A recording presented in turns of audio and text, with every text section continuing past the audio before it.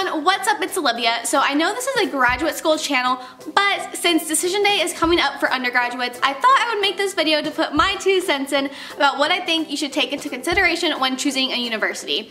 I think if you only pay attention to the school's ranking and US World Report and their football team status, then you might end up someplace you don't want to be. So the umbrella of what most of these fall into are things that are going to affect your everyday life. For example, classroom size. It's very common for intro classes to be big, but is it 600 people big or is it 60 people big? Are your upper division classes gonna have 200, 300, 400 people like mine did? Or are they gonna have 20 people? Some of this will depend on your major, but it's also going to depend on how big your school is, if it's a research university or a small liberal arts university, and how much space they actually have for students. This is something to especially keep in mind if you want to get to know your professors at all. If you're fine with them not knowing you at all and having no relationship with them, then public university is fine, but if you really like making those connections and having someone to be able to go talk to, you definitely can do it at a larger school. It's just gonna be a lot more effort than if you go to a smaller school. Another thing to take into consideration is how do you get around campus? Is it so large that there are literally buses running through it that you need to take? Is the closest classroom a 13-minute walk, or is that the furthest classroom away is a 13-minute walk? Is it a biking campus? Do people skateboard? Do people walk? This is something that is going to affect literally your everyday life as a student. Next, where do students live? Is there room for you to live on campus all 4 years? Do only freshmen get to live in dorms on campus? Is there overcrowding in the dorms? If you live in the dorms, are you gonna be forced to live in a triple? And how are housing prices if you do have to live off campus? Is it gonna be doable for you to have your own 1-bedroom apartment? For example, at Central Michigan University in Mount Pleasant, Michigan, they built way too many housing complexes, so you can get your own apartment for really cheap, like as much as I paid for in Davis, a 1-bedroom and a 4-bed, 2-bath townhouse. With that, how are you gonna get to campus if you do end up living off campus? Is there a really good bus system? Do you have to have your car? Is there room to park? I know at UC Davis and at Penn State they have a ton of buses that go all over the place, so you literally don't even need your car while you're there. But not every school has that, and maybe that just means that they have affordable parking and places to actually park. So even though that's not really gonna affect you your first year as a freshman, that is something to keep in mind if you wanna make this your 4-year home. Next, is there enough room on campus for all the students that it has? I remember when I was touring UC Berkeley, there was so much stuff under construction that drove me crazy. Then I went to Davis, and once I started there, like half the campus is under construction, and because of that, there literally is not enough space for all the students that they have, and they keep upping enrollment. There's not enough space to park, there's not enough physical space in the classroom for you to add the classes you need, there's nowhere to sit if you want to get something to eat, and honestly, even finding spots in the library is sometimes tough. So try to take that into consideration. If you can, maybe ask a student who's currently there, do you feel like if you want to go eat, you can sit down and eat and there will be a spot? Or is it, oh yeah, if you're there at 8 a.m. there's a spot, or if you're there at 10 p.m. there's a spot, but anytime in between there isn't? Again, that's just something to keep in mind because that is something that's going to affect your everyday life. Another thing you might want to consider is the little things and the hassles that you're going to be dealing with.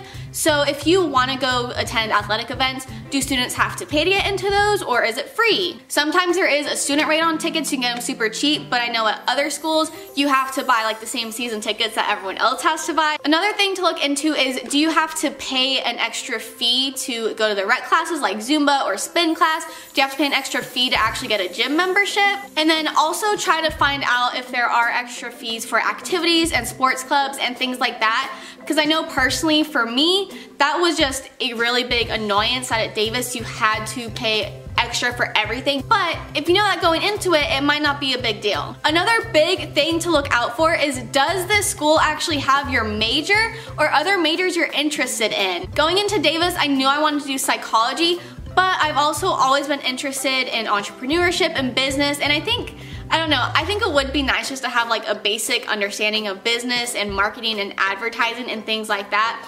But at UC Davis, we didn't have that. We don't have journalism, nursing, broadcasting, hospitality, marketing, accounting, business, like anything practical really.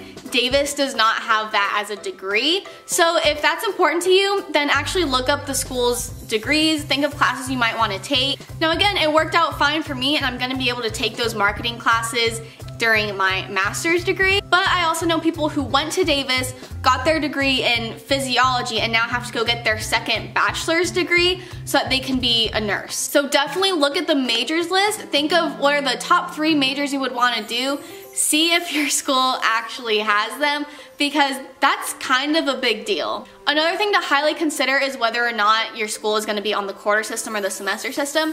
I do not recommend the quarter system. I hate the quarter system. It sucks because a lot of schools on the West Coast, especially the UCs, University of Oregon, Oregon State, University of Washington, we're all on the quarter system, and they're really great schools.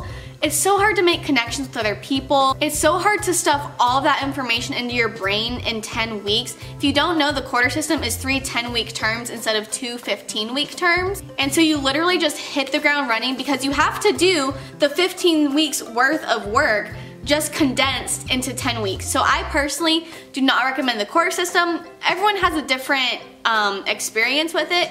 I don't recommend it, but the good news is if you start somewhere and you really don't like it, you can transfer after a year. When you choose a college, I really recommend getting a giant poster, taping it on the wall, and making a pros and cons list. That is what I did, and then I also gave a ranking to all the items based on how important they were to me, and then I added up how much everything was. On these pros cons list everything. If the fact that it's a prestigious school is important to you, put it on the pros list. If the fact that it's an hour away from home is a pro, put it there. If that's a con, put it on there. And then once you add everything to the pros cons list, add it up, see what feels right in your gut, and make the decision. So hopefully this video is really helpful to you. Hopefully it gives you things that you maybe weren't thinking of. Hopefully now you're kind of in the mindset of, okay, as a student, what is going to affect me every single day? The living situation. How am I going to get to class? Where am I going to eat? Is there enough room in the classes? Do they have the classes I want to take? Anyways, if you like this video, please give it a big thumbs up. Comment below what schools you are deciding between right now. Make sure to subscribe to my channel. Share this with anyone who is going through this process right now. Maybe this will help them clear things up a little bit in their mind. Okay, hope you guys have an awesome day. Remember to keep dreaming out loud, and I will see you guys next time. Bye!